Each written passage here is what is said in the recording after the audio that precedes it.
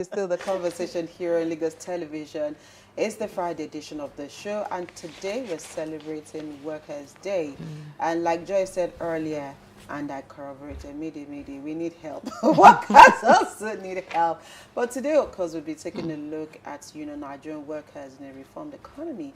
A lot of people will ask, what exactly is a reformed economy? Or when you say reformed economy, what exactly are you talking about? Or how do workers begin to see the pains, the gains, or their own contribution to the economy? I'm sure where a lot of people are at the moment, they're even wondering, should we continue to contribute to this economy that is either not celebrating us enough or not giving back to us enough? And that's the conversation on the program. Today, we have an HR expert in the studio this morning. He's a man of many parts, but this morning we'll be tapping from his experience as an HR expert. Join us this morning as we welcome Adeyemi Ajayi. Adeyemi, is this the Adeyemi Ajayi you know?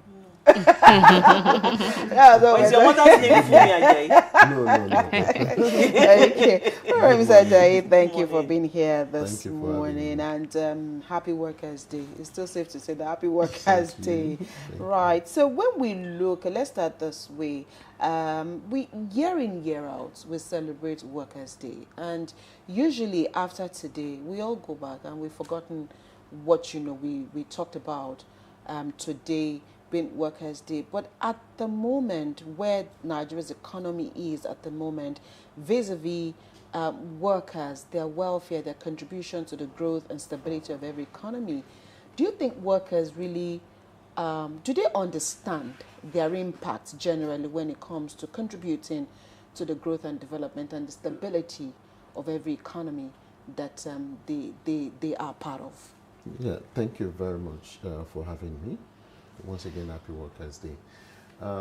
It's quite very important, first, that we should celebrate Workers' Day, right. But looking at your question about understanding how they contribute to the economy, absolutely, I believe an average worker, someone out there, should know that he or she contributes to the economy.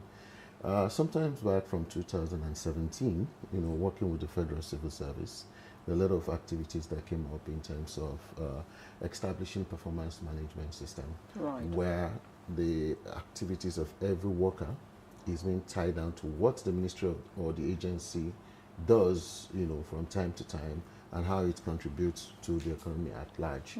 So from that point, there's been awareness of what an average person knows. But let's come to even the entire workforce in Nigeria. If you are working in every organization or in any organization, you should know what you're contributing to that organization. So yes, a worker knows what is contributing. But in terms of the extent, that is when we'll now have another conversation. But somebody believes working in an organization, it adds value to that organization.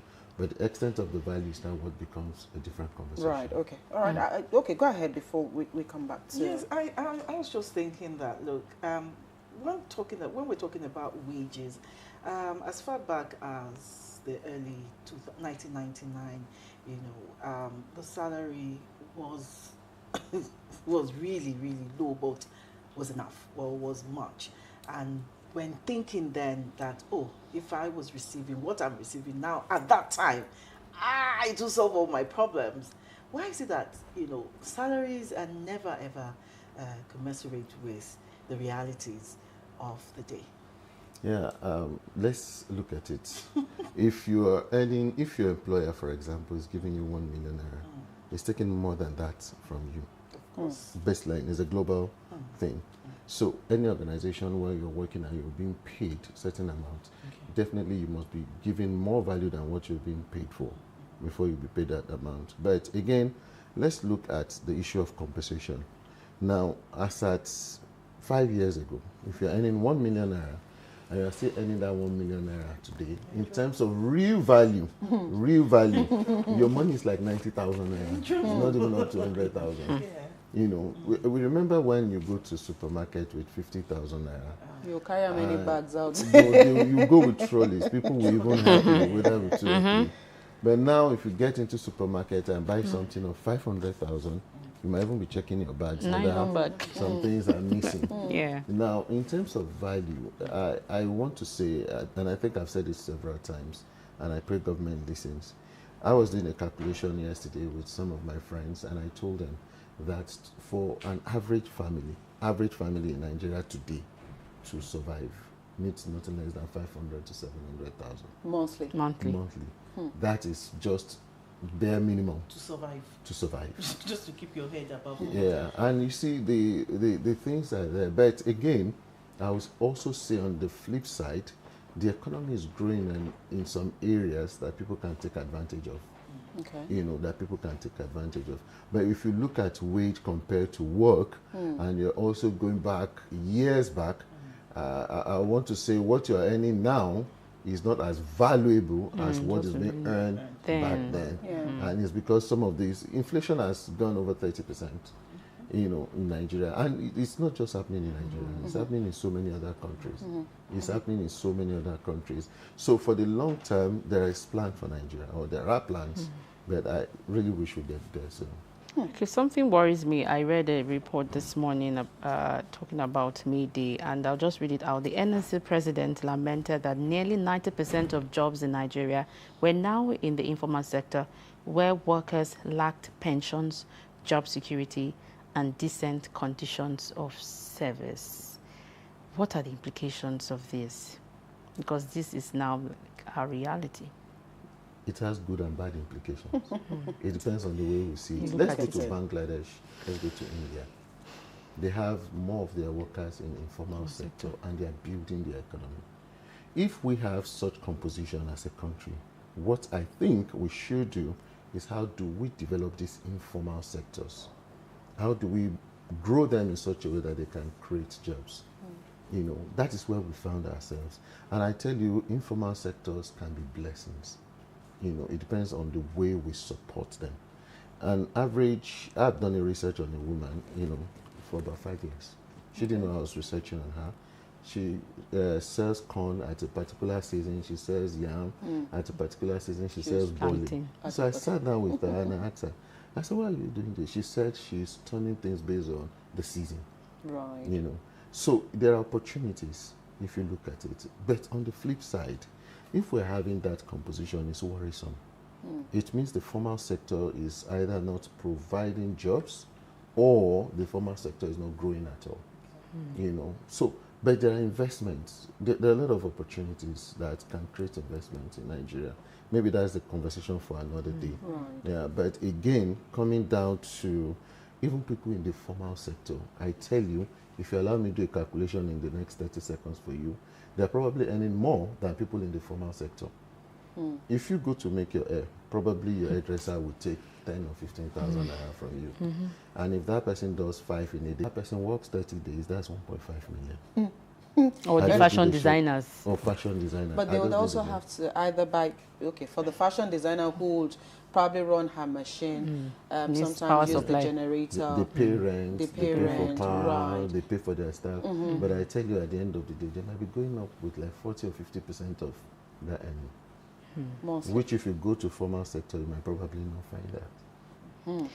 Okay, so like you said, it depends on how you look at it. So it can actually be a blessing, or it can actually be, on the flip side. But when we look at the current economy, especially now that government is mouthing reforms here and there, we've talked about the subsidy removal, we've talked about various reforms from the government, but then in the heart of those reforms definitely are workers, either in the formal sector, informal sector. So there's always this no pain, no gain mantra that we always hear, that government also are reforming the economy. We all have to go through one pain before we all start enjoying some of those reforms. So when you look at Nigerian workers generally, whichever sector we belong to, vis-a-vis the reforms that are ongoing, do you also see these as part-time pain, or pain that we have to start dealing with at the moment and start, again, looking at how we can live with these reforms? Or must we all get a side hustle? As in, the way it is going, the way it is going, side hustle, that But you see, if you look at the reforms, I have studied the reform for like 2-3 years. It's something that has far-reaching benefit in the future Long term than now. I'll give you 2 examples. You know, if you look at this coastal road, Calabar, you're looking Lagos. at Calabar, Lagos, you're looking at Badagry, Sokoto. Right. People are not seeing the opportunities there. It's going to open Nigeria up to trade. Yeah. I have had to engage with Ministry of Industry, Trade and Investment in Nigeria. There are 144 commodities that Nigerians can export. We have worked on 18, presenting it to the government. There is a national policy and strategy to the government on 18 commodities. Okay. And these 18 commodities can generate $1.5 trillion For the country. for the country. Okay. And it will bring wealth to an average Nigerian. You know, all we need to do is value addition.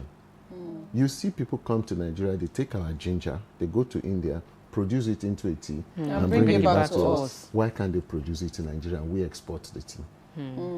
Why not work on things like chili pepper and we export it? Why not work on gum arabic that has pharmaceutical benefits? Right. So we have quite a lot that we can do. But you see, coming back to your question, you know, if this reform can truly be well implemented without being politicized, and I pray for the president to really have the right people around him, Okay. it has future Long-term, gain right. more than what we have now. So give it a year plus, maybe 2 years maximum, but we start seeing the real dividend of this. Tell you, those who will get benefit from this are those who rightly position themselves. Yeah. And that is one of the things the government is not preaching. I think the government is a bit quiet and saying people should see. No. You know, the citizens towards the right direction as to be able to tap into all of these things you've talked benefits. about. Because again, if you've talked about things that some people are going to keep getting richer, because they know. How many people are willing to point out, Exactly. you know, the direction? Pointing out this direction. Yeah. Do you think government really wants us to, as Nigerians, to see, To know. that? Absolutely, I think so. Because I've been at different forums and we say, let people out there know about this. I talk about it many times. Tell you this. This is the first time in the history of Nigerian's election ever that I have known in my adult life where a year preceding election, investors are not leaving Nigeria. They're rather coming in. And why are they investing in? The real sectors. So I tell you, it's something that I think the government should talk more about. Right. You know, I tell you again, in Nigeria, we have one thinking. I think it's part of our national psyche.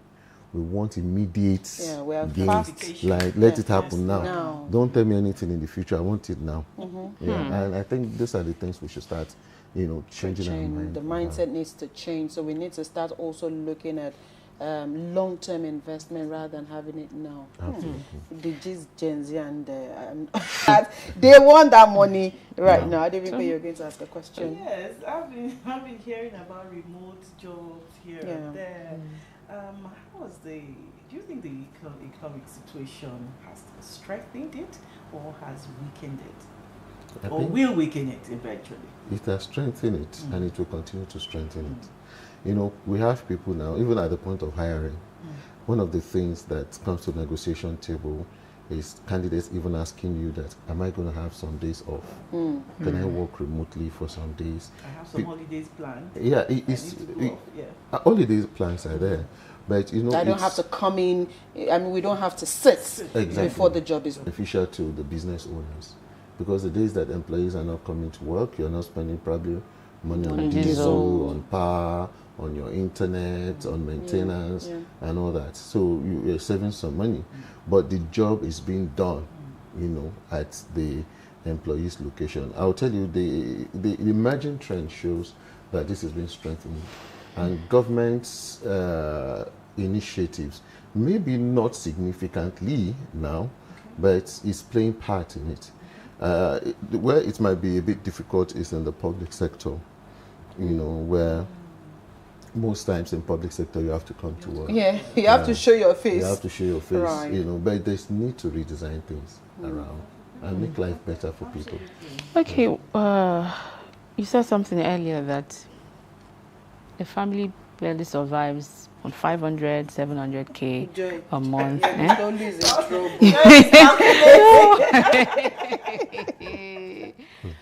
But the truth is, that's our reality now. And so are workers working just for survival? Or are we working to add value? Working for survival. Bam! Like, that's just it. I have. How did you answer? It's survival. Survival. I'm using my savings to save my life. I mean, Oh, you are even very lucky. You have You see how savings? to save. See, if you carry out survey, you will be shocked that people are eating deep into their savings. Yes. Seriously eating into their savings. In fact, some people's savings have already They're depleted. gone. Some Yeah. people don't have even any survival, instinct. It's just some parents are feeling like failures when we talk to them because some are even withdrawing their children from some schools to the schools that they don't really plan for. Yeah. We've seen like in the last 2-3 years, so many parents who send their children abroad are not able to do that. You now start asking them to go to universities in Nigeria because they can't afford that.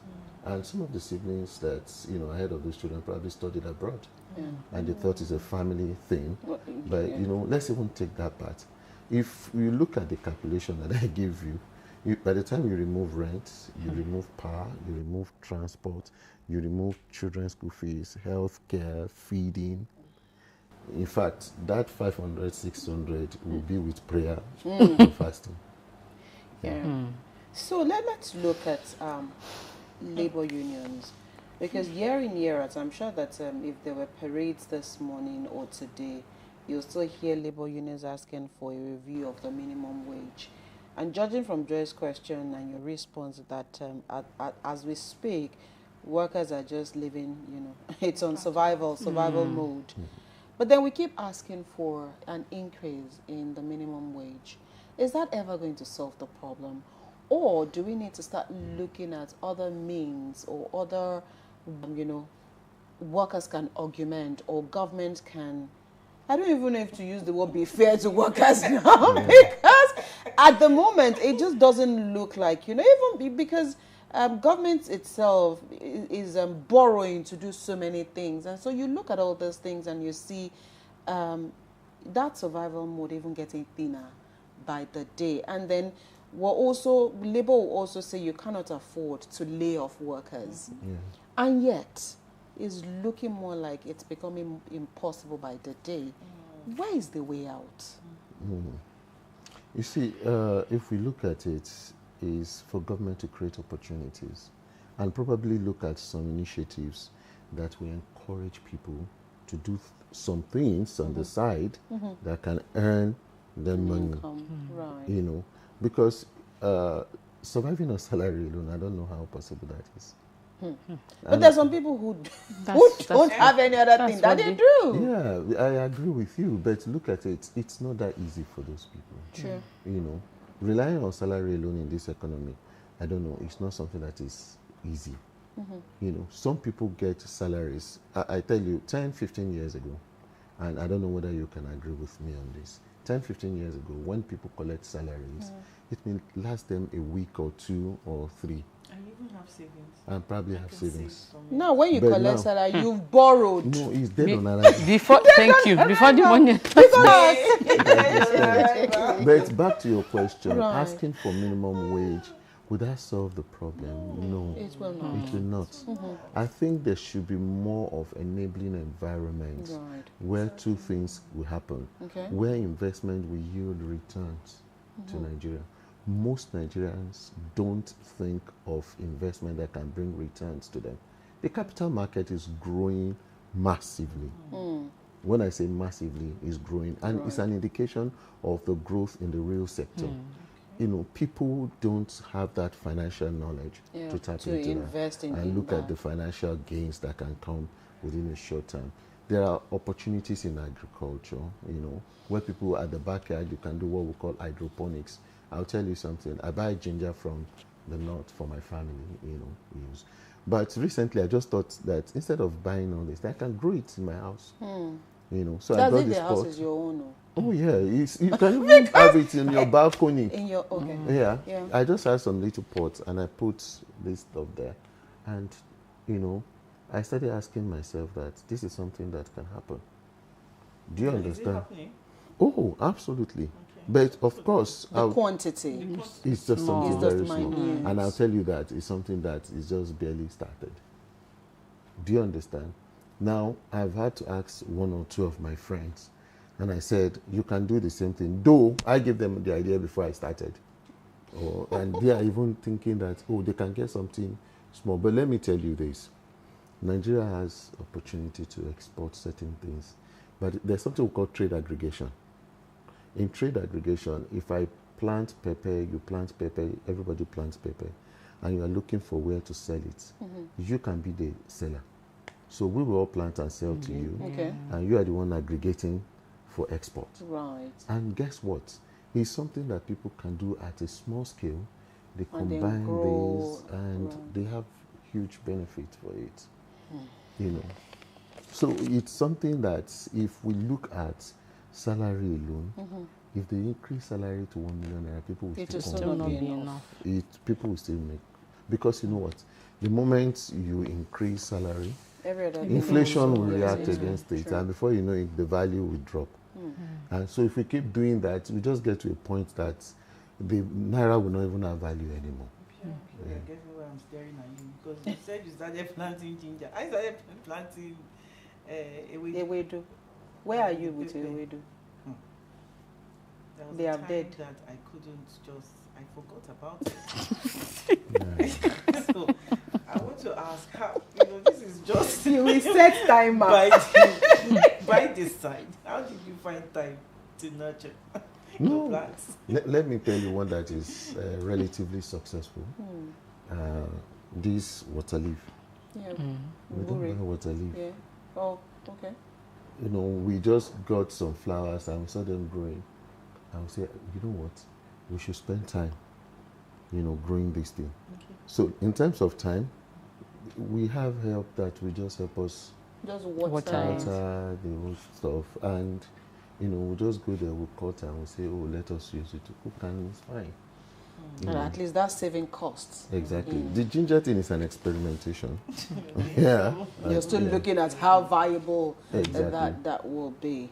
But let's go back to the home fronts, to families, because again, when you look at what we've talked about here today, there's really no worker that will not have a family base. And you hear things like, well, it is what we have that we will eat. It is what the father or the mother brings home that we will all manage. How long do we also need to always go back to that saying that, just cut your clothes now is no longer according to your size, it's according to the yard. Even after cutting it, are you making it tight? If it is 2 yards, don't sew it, put it on your shoulder and go. I'll use it to tie scarf. I'll use it to tie scarf. So what role does the family play here, or also there's this law of demand and supply that you also prioritize what you think the homes will need or what the kids will need, because at the end of the day, if you're not careful, parents also get frustrated and start passing their frustration on their kids, especially for children whom you've also tailored their mindset in one way. You gave an example earlier where other schools are abroad, now you want to tell others to go to school here. You start hearing, you love them over me, and sibling rivalry could also set in. So as a family, as a unit, how do we prioritize? It's difficult to prioritize, I'll tell you, but it's something that we must do. In terms of meeting the home's demand, I always tell people where you shop from and how you consume determines how you sustain the family. To ration it now. Right. Absolutely. For growing children. It will- Emaja. Yeah, it will surprise you. If I need to buy some stuff for the house, like tomato, pepper, and Irish potato and stuff, I buy from Jos, Wow. which is cheaper for me. And how about transportation? With the transportation, it's still cheaper. Uh-uh. Yes, it's still far cheaper for me because I Because don't you're buying buy. in bulk. I'm buying in bulk. Right. I'm not buying something that I'll just consume for a little time. At times, 2-3 months, I still have some of these things. Yes, and they are relatively cheaper. In fact, I have gone a bit of tech in terms of when you buy, you prepare and put them in your In the deep freezer, freezer. and you use it for a longer time. Yeah. You know, that is Okay. so one But of that's the what you thinking. can do that with pepper, but can you do that with Irish potatoes? Or Absolutely, it depends Yes, on now how the you fries, store them. they store them. You No, know, I store yam. I store yam. yeah. I store yam in got my the freezer. storage of yam From me, her. yes, I store Mm-hmm. But yam. potatoes has been Irish potatoes. You No, peel you and put you it store. in no, put them in a well aerated environment. You know, where we have at the back of my house where you just put them there and there's nothing, it doesn't get bad. Wow. But at some point we were not getting it right. You know, before we Yeah, now said, because I okay, know you know that what? there's the mist, and then you Yeah. know sometimes there's We don't things. even put it on the floor. We have a platform where you put it Okay. and get well rated, and Okay. then you save, lots. You know, one of the reasons why you Buy from that buy farm. from there is Because to get it cheaper. They grow there, and Yeah, then and if you want to buy some stuff again, you can look at going to the real warehouse. I'm surprised that at times you just have to go to where you get some of these things cheaper, so that at least you can save some money and still be able to prioritize the needs of the family. Yeah. You know, again, this is not the time where people should encourage wastage.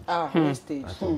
Not That's at true. all. Yeah. And at times, again, things that you know that you don't need for the family, just buy them. avoid them. And make sure that you are able to live very well within your means. Because if you're not careful, this is not the time that before your friends can come, you enter, cook rice and everything, but now you just buy Coke and biscuit and Be looking at everybody. When you are hungry, you go. you know. So this is the time to That actually. chilled water. He who brings water brings life.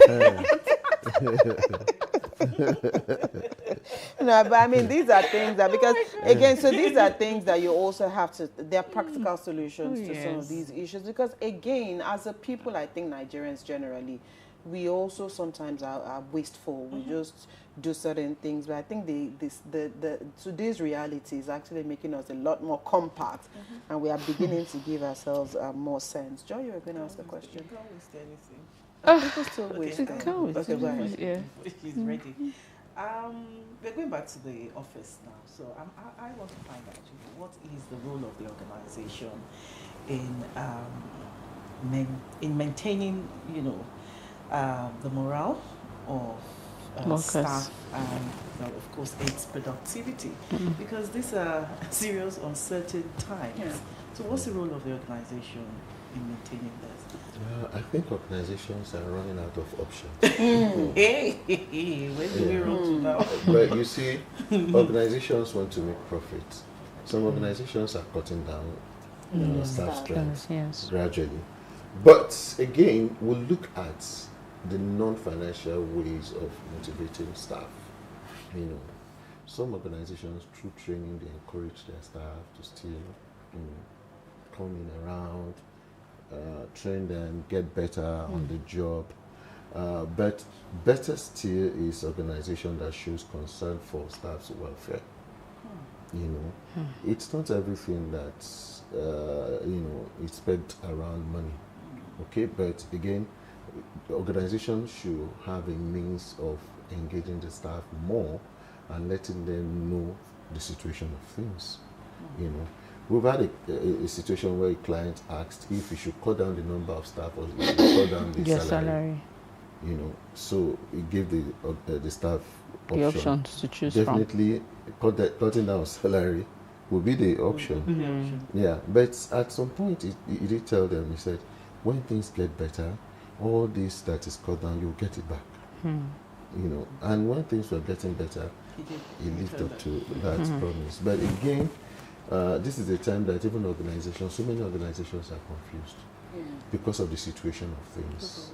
The cost of business operations are going higher.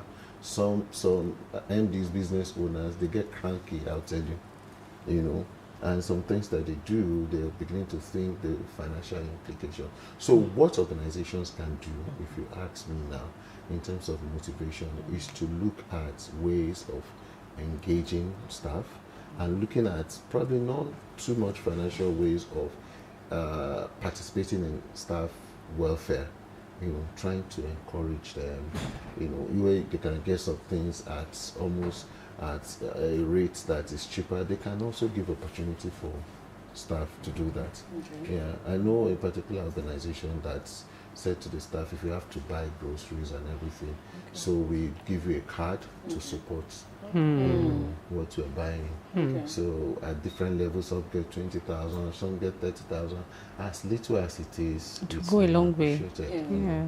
Things But like that. how does this also affect productivity? Because we've said at the moment people are working for survival. And so if you're working for survival, that can also in some way diminish your productivity or your output, because you're more particular about getting your salary at the end of the month. And you're thinking the salary might not even be enough anyway. So let me just pull the salary and just, go about and doing other things. But how does this also, and I'm tying this back to my very first question, when I said, how do people really understand that their contributions and their output also has, a link to the growth of the economy? So if workers are just working for survival, how then will they improve their output to the growth, stability of the company, and in turn, the economy?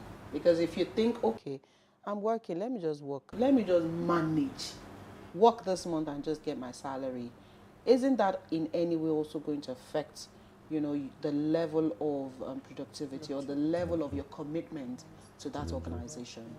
First, to save your job, you have to be committed. Productivity is now the question of your state of mind. There are two things people And then if work there's for. no money in your pocket, how will your state of mind? You can't You focus. see, I will tell you, this is my perception. Most people working now have divided mind or divided focus. Most times, if you're not careful, you start thinking of what is happening at home. You start asking yourself questions. Oh, my daughter in school, in university, I've not sent her money. And at that point, it's going to affect productivity. That's the truth. Because you see, we work with our minds more than with our physical strength. If your state of mind is not well balanced, it's quite difficult for you to say you are productive on the job. Don't let's deceive ourselves. Yeah. But productivity becomes a necessity or a matter of compulsion when you say, you know what, I have to retain this job no matter what. So it is now productivity, not by choice, but By survival. by condition of survival. Thank you very much. So you don't have choice than to be productive. You see, gone are those days where people work for two things. Is either people work for money or they work for career growth. Now people work much more for money than for career growth. Because, career growth is there, but hey, the money first, So let's come back to the issue of productivity. Even organizations know, generally, productivity is tied to staff's mindset. Yeah. It's not an excuse for you not to do your job. You should do your job. You should be productive. But again, there is a part of the mind that focuses on the issues of concerns. Yeah. About family. And so you especially, I'm so sorry to mention this, people who are probably single parents. it's a tough time for them, For those that are blessed, it's a different ball game. When you think deep about this thing and you look at work stress, you look at emotional part of it, you see that survivor is not only to earn money, it's also to live. To stay alive. To stay alive as a person. Right. There are a lot of people who have mental health issues. It's coming there. Yeah. Mental health issues. So as you couple mental health, can we also add empathy? So what should employers also do in hard times like this? I know you've mentioned issues where, of course, they can, because again, sometimes a simple thank you will go a long way. Absolutely. So again, empathy and the mode of your employer. How sympathetic should they also be to your plight? Not necessarily because of the money they're paying you, but they also should be able to connect with your soul. They also must be able to connect with a worker when you're also not, in that top shape. So emotional intelligence, empathy, what role do they play in the workforce? coupled with the mental health issues? They play a significant role. You know, if you look at empathy coming from the employer, you know, it plays a significant role, at least in giving hope and making, you know, the staff to be more, you know, receptive at work and all that. And if you're looking at emotional intelligence, I'm linking that to mental health. Yeah. Now, emotional intelligence is something that people solve themselves. Because I'll tell you the truth. If you do survey, probably larger number of people are not happy. Yeah. Not just because of the job, but because of life generally. And some people are even doing what they don't even enjoy doing. Exactly. Pressures, a lot of time. And again, permit me to divert a little bit. More parents are under pressure now than ever before. True. You get increase in school fees from your children. They ask you for some things, and what you even are taking on is not enough. Increase in house rent. House rent. So there are a lot of things that is happening. But let's come back to the issue of mental health. I always advise people now that, you see, mental health is what you solve yourself. But you ask something, what can employers do? Employers from time to time should motivate, should encourage. Where there are needs to support in a little way, go ahead and do that. You know, just encourage people. I'll tell you this, I have a staff in Abuja. She was raising concern about a certain, you know, money she spends and everything. I know that she's giving more than she's getting. And on the side, I said, see, we cannot afford to do a general raise now. But from time to time, when we have something, we'll support it. Why? Because of the distance where, you know, she's coming from. And as even little as what I think, she might not even say thank you, she will appreciate it and say, oh. So those little things, you know, just even some days when you see that, you know, they are not necessary to come to work, you can just call and say, you know what, work from home today. Work from home, just relax and be fine. Okay. You know. I'm really looking forward to that. You cannot work from home because will you present conversation from home? Don't look forward to that. We need to leave this conversation CNN now. did it Don't worry. During That was lockdown. COVID. During There's no lockdown. Oh my God. This conversation here this morning. Thank you so much, Adeyemi Ajayi, HR expert, influencer. Thank you for finding time to be with us on the program this morning. And I think you've spoken to, you know, our hearts this morning, spoken to the situation, and we do hope that, you know, one or two lessons will be learned from this exposure today. Again, we say thank you for coming on the program. Thank you very much for having me. That's the much we'll take on this side this morning. Okay, I'm on this side this morning. That's much we'll take for now. We'll take a quick break. When we return, the conversation continues.